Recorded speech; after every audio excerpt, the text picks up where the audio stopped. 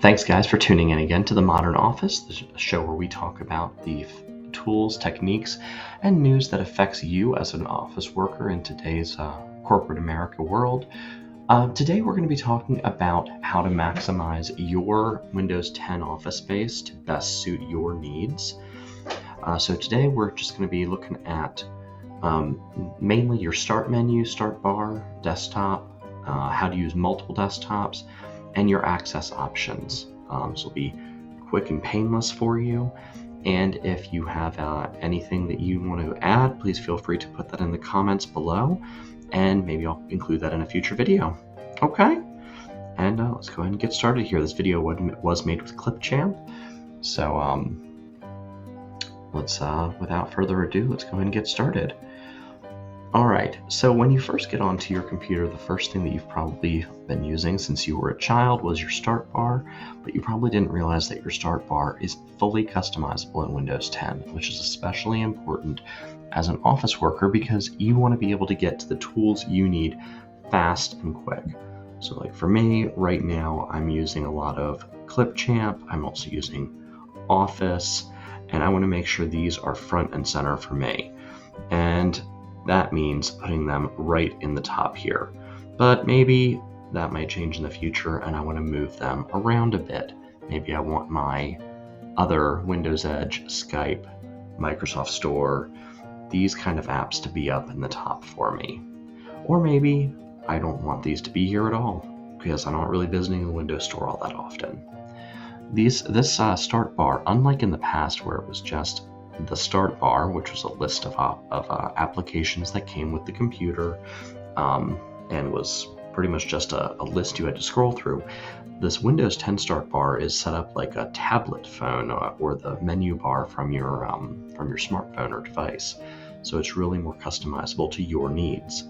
It's like over here, I have games, which I can note for myself. I have like Steam and some games I'm playing over here, versus right in here I have internet browsers, and I can label it as such. But really, I do want my apps that I use mostly right here. That way, I can see them front and center. It's like we're seeing right here. We have our apps that we're using mostly, and we have other apps down here. So it's important that you arrange these in the way that's most convenient to you, and as you're seeing, it's real easy to change. We can just go ahead and right click and select what we want to do with them. We can resize them to make them bigger if they're more prominent. We can make them smaller if they're less prominent, or if you just want to include more apps. You can drag and click them all over the place. You could click and drag the entire option there, the entire menu bar area. So you've got a lot of options to make this area real customizable and convenient for you as a worker. This can be locked by your organization, but in general, I've found that a lot of them, because it's just such an innocuous feature, leave it open for you, or at least do load it, preload it with the options that are most important to you. Okay, so moving on from the start bar, we go down to the task bar, which is this guy right here. So the task bar is where you go to locate the apps that you're currently using. And as you may or may not know, this does not have to stay static for you. So it generally and standardly is staying at the bottom of your screen here, but you can go ahead and click on that and go to your taskbar settings.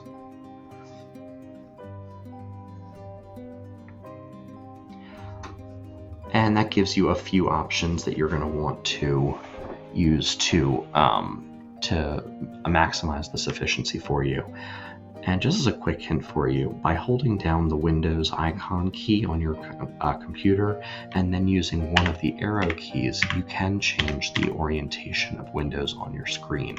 So like right now, this is Windows key and then the right-facing arrow key, which allows me to automatically lock this window to the side here without having to click and drag it all over the place. Now, the Windows taskbar. Right now, I have it locked so that it will always be visible, but that can change. So right now, it'll go away if I want it to. You can also automatically hide it so that it automatically goes away unless you move down to see it. Tablet mode is not applicable to me because I have a desktop computer. However, if you're using a Surface, so you have the computer with the ability to become a tablet, you'd want to play with this one here. You can make the taskbar, the buttons really small if that appeals to you. And importantly, especially when I was using just one monitor for a couple of different jobs here, I really liked to have my taskbar on the side of the screen. It was a little confusing whenever I had somebody use my computer, especially like an IT professional or a help desk professional there, but I really liked the orientation of having it on the left. But you can, of course, put it on the top, or the right, or right at the bottom, where you like it there. Okay? And that's entirely up to you, wherever you like to see it. But remember, if you are using multiple displays, just to ensure that your displays are on all displays, unless for whatever reason you don't want to do that, but I don't really advise it, because as you go from computer display to computer display, you want to make sure you can always get to the taskbar items. Okay? Alright, so moving on from the taskbar, we have the majority of your desktop, which is the desktop itself. Now, there's not a lot going on here despite how much space it takes up, because this is where primarily you're doing business, so you don't want to be fooling around with it too much. But you can go ahead and personalize it, firstly by changing the background, which you can do to either a colored background, like a solid color background, or a preset background from Windows. You can also, of course, choose some pictures from your own file folder, which is fine as well. Sometimes these options are locked by your organization, but they may not be depending on your organization's company culture. Additionally, your desktop, it allows you the ability to add folders. This is especially important for organization. Now, I know this is going to be personal preference. I like to have a very clean desktop, with only the things that I use most frequently. So oftentimes, I'll go through and clean out. So I don't use this folder anymore. So I'll delete that. I don't use this anymore. Remember, what I'm doing right now is not deleting things. I'm just moving them. These are just the shortcuts to uninstall things. This is a whole other program. But I don't use those, so I'm going to go ahead and get them off my desktop so it's cleaner, and then I'll just go ahead and sort them so that everything is nice and organized. But let's say I needed to add something, maybe a new folder for projects I'm working on. You can do that here, and I want it nice and prominent, so I'll go ahead and move it right here in the center of the screen, and then I want another one with that, so videos there. Okay, so now I have a whole nother site. I have my other files here. They're going to stay there. And then I've got some folders over here for entirely separate purposes. So I'm going to keep those just the way they are. And you can do that as well. If you feel like that's the most organized, if that's the way you want to organize things, more power to you. That's entirely up to you. Okay? But I'm going to go ahead and delete this because I don't really have a use for that right now.